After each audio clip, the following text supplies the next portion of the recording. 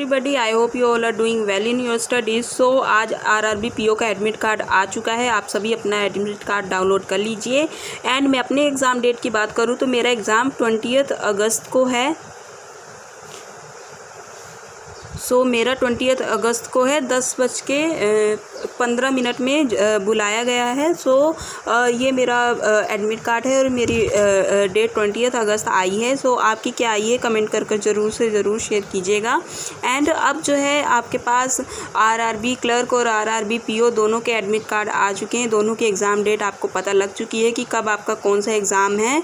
तो प्रिपरेशन अच्छे से कीजिए। और दूसरी बात कि अगर बात करें कि अभी से आरआरबी क्लर्क को ही फोकस करना चाहिए या फिर आरआरबी पीओ दोनों को ही फोकस कर तैयारी करनी चाहिए, तो मेरे हिसाब से दोनों को फोकस करना चाहिए, क्योंकि दोनों का सिलेबस और एग्ज़ाम पैटर्न सेम ही है, अंतर नहीं है। बस थोड़ा सा डिफ़िकल्टी लेवल में ही अंतर आ जाता है कि आरआरबी पीओ का थोड़ा सा टफ़ आता है as compare to RRB clerk. ऐसे में अब जो है आपको दोनों डेली के आप आरआरबी पीओ के भी मॉक दीजिए, आरआरबी क्लर्क के भी दीजिए। ये मत सोचिए कि पहले आरआरबी क्लर्क है तो इसी के मॉक देने हैं, नहीं, क्योंकि उससे क्या होगा कि अगर आप आरआरबी पीओ के मॉक नहीं देंगे, सिर्फ आरआरबी क्लर्क के मॉक ही देंगे, तो उसमें ये होगा कि आपकी जो स्पीड है, आपकी अटेम्प्ट करने का जो तरीका है, वो आरआरबी क्लर्क तक सीमित रह जाएगा और फिर से आपके आरआरबी पीओ में मार्क्स घट सकते हैं। तो ऐसे में क्या होगा कि अगर आपके मार्क्स दोनों में ऐसे घटेंगे तो फिर आपको फिर लास्ट के 12 से 13 दिन में फिर से अपने मार्क्स बढ़ाने पड़ेंगे, स्पीड बढ़ानी पड़ेगी, फिर से वही सब करना पड़ेगा। तो इसलिए ये अभी अच्छा होगा कि आप दोनों के ही मॉक एक आरआरबी पीओ का डेली का एक मॉक टेस्ट तो ज़रूर से ज़रूर दीजिए और इसके क्वेश्चंस की प्रैक्टिस कीजिए। अब उसके बाद अब आपको अपनी प्रिपरेशन पे ध्यान देना है। एंड उसके साथ साथ जो आपकी डेली करंट अफेयर है उसे नहीं छोड़ना है। एंड डेली का आपको एडिटोरियल पढ़ना ही पढ़ना है, क्योंकि इंग्लिश आपकी मेंस में आएगी, तो इंग्लिश के लिए एडिटोरियल पढ़ना बहुत ज़्यादा ज़रूरी है। एंड उसके साथ साथ आपको मेंस लेवल क्वेश्चंस, आप मॉक टेस्ट नहीं अटैम्प्ट कर रहे हैं तो मेंस लेवल क्वेश्चंस कीजिए क्वांट और रीजनिंग के। और अगर आप mains level mock test attempt हफ्ते में एक बार करेंगे तो वो बहुत ही अच्छा होगा के लिए।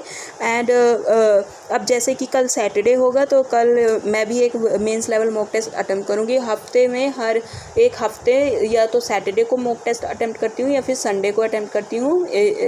कोई भी सैटरडे या संडे में से कोई भी एक दिन आप mains level mock test attempt कीजिए एंड उसे अच्छे से एनालाइज करके देखिए कि आपके कितने मार्क्स आ रहे हैं।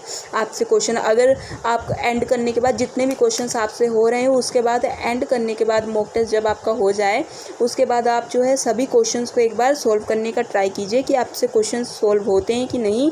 मैं तो यही करती हूँ कि जैसे जितने भी मुझसे क्वेश्चन टाइमर के साथ होते हैं उतने करती हूँ।